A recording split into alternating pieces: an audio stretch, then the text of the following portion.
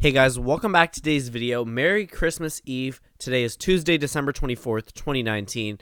I am getting a little bit sick, so my voice may, crack or sound a little bit different at certain points in the video. And I don't know, really bad timing.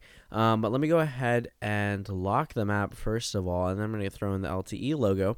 But today's election prediction is going to be between President Donald Trump and Santa Claus. Now, I made a video about this back in December of 2017, and I haven't really given too much of an update on this very contested race. There's been a lot of discussion about the war on Christmas and where Santa Claus actually stands on that.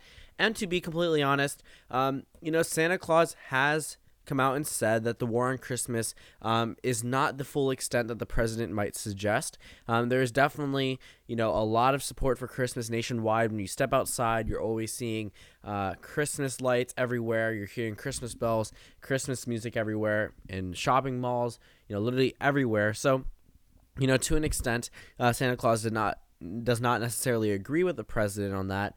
But today we're going to be analyzing an actual election prediction. So Santa Claus is one of the few candidates, in my opinion, that has really no need for a push for name recognition. You can ask anyone ages 3 and up who Santa Claus is, and most of the time they will tell you. Even people that may not believe in Santa Claus will be able to tell you who he is and what he's known for. Now, if you actually take a look, there's this new scandal that just came out about Santa Claus.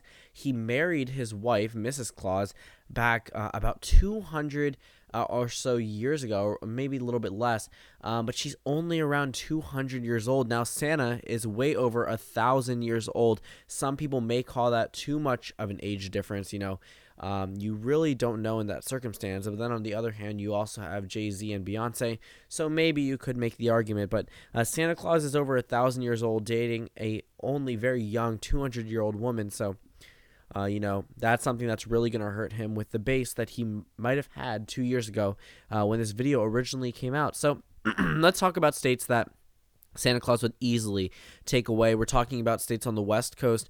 Though there isn't too much snow, they don't have too much of a white Christmas most of the time, disregarding Washington and Oregon. They still get to experience a lot of what the rest of America is experiencing during this holiday season. And if we go across to some other Democratic states, there's a lot of discussion about Democrats pushing away from the whole Christmas vibe. But in actuality, a lot of these Democrats are Christians or Catholics, and a lot of them are supporting Santa Claus in this election and supporting Christmas time. And, this is a time about giving to others and sometimes receiving gifts. And though everyone may not believe in it, everyone knows the general idea behind it. And it's supposed to be a very wholesome time and a very non-political time, which is why I'm surprised Santa Claus decided to run in this election. He had a much better shot back in 2012, with Mitt Romney coming off as a very strong candidate for the Republicans. Santa Claus definitely would have done better if he was in the matchup against President Obama. But it looks like Santa Claus is jumping over to the Democratic side. Typically, he helps the party in the minority in terms of the White House. So after the 2020 election, if a Democrat wins, we likely could see him as a potential competitor in the 2024 race. And there goes Nikki Haley's spot for the presidency. But let's go ahead and take a look at some other states. Generally the Democratic states, especially in the Rust Belt, if we're talking about cold areas here, the Rust Belt's known, number one, for snow. That's just, the white working class. It's not called white because of skin color. It's called white because of snow. When you're going to these factories, they're typically covered in snow, and that's essentially what the white working class is defined as. We're talking about people that are going to work in snow every single day, and that's just how it is. We can go ahead and characterize all the northern states as well, because that they have a lot of snow, a lot of ice, definitely a lot of ice. You walk up there, you're practically slipping all over the place. But pretty much you take the Northeast, easy Santa Claus area. Now that puts him at 246, Donald Trump at 0, so Donald Trump is still competitive at this point. He still could win the election if you throw in all of the toss-ups in his column, but we need to discuss where Santa Claus's interests lie in. We're talking about a man who gives out presents, and if you're on the naughty list, which a lot of these states will end up being by the end of this evening, He gives out coal. Now, coal is very well known in certain parts of the country in comparison to others. If you talk about Hillary Clinton's reason for doing so poorly in the Democratic primary in states like West Virginia, it's because of her whole comments on coal, the coal industry. Now, West Virginia is definitely going to vote for President Trump, not because they agree with him, but mainly because they produce coal. And, Santa Claus was going to give them coal anyway, so they really have nothing to lose by being on the naughty list, considering they're the ones that make the punishment of being on the naughty list. Joined by the state of Kentucky, pretty well known for coal miners as well. Mitch McConnell actually endorsed Donald Trump in this election. A lot of people see it as a last-minute play for his Senate race there, but it doesn't look like that's going to help him much, especially with Rudolph the Red-Nosed Reindeer running against Mitch McConnell.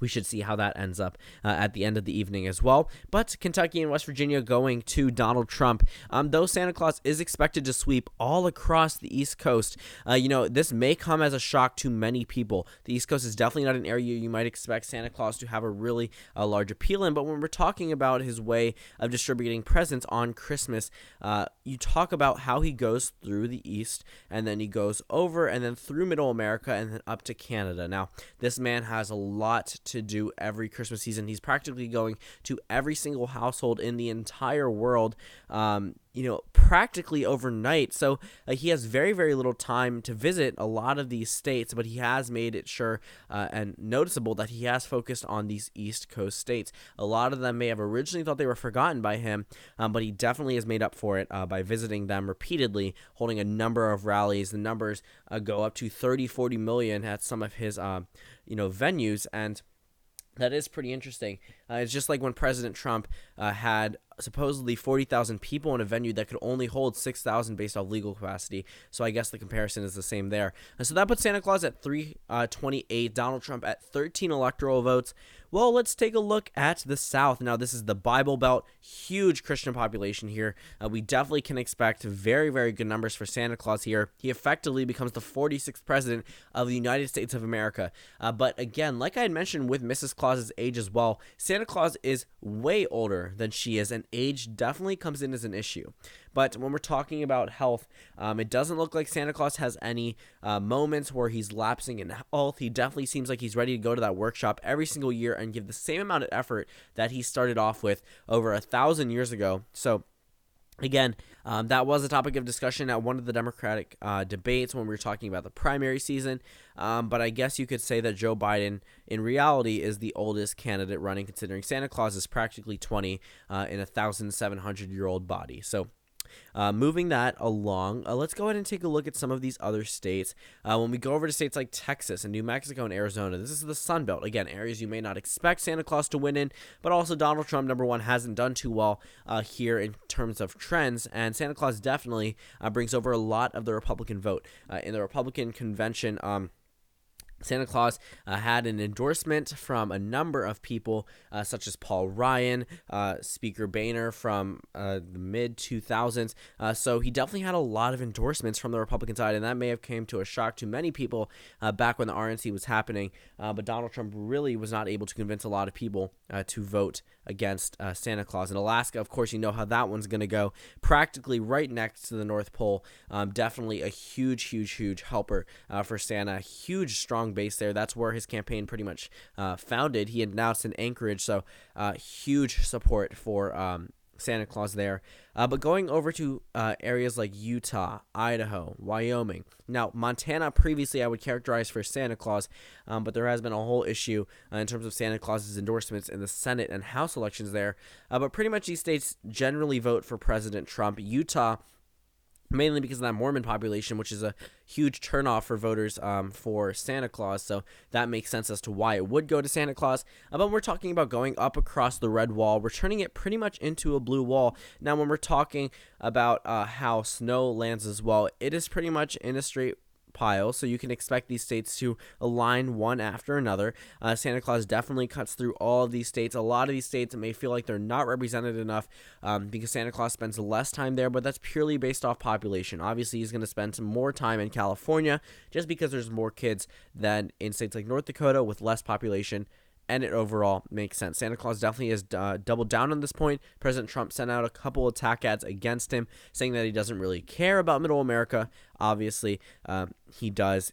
Otherwise, he wouldn't be winning in these states. But Iowa, Missouri, Indiana, Ohio, these are swing states this election season. And Santa Claus, I think, can do pretty well in. Now, if we're talking about Ohio and Indiana, Donald Trump did well in Ohio back in 2016, but Santa Claus is no Hillary Clinton. Santa Claus is able to appeal to all types of voters. Heck, even Jill Stein voters. I mean, what more diverse candidate can you get for one that can agree with people that voted for the Constitution Party candidate and also the Green Party candidate? I mean, it's phenomenal what Santa Claus is doing for this country, and he officially has a mandate by winning in Colorado and Nevada, traditionally Democratic states.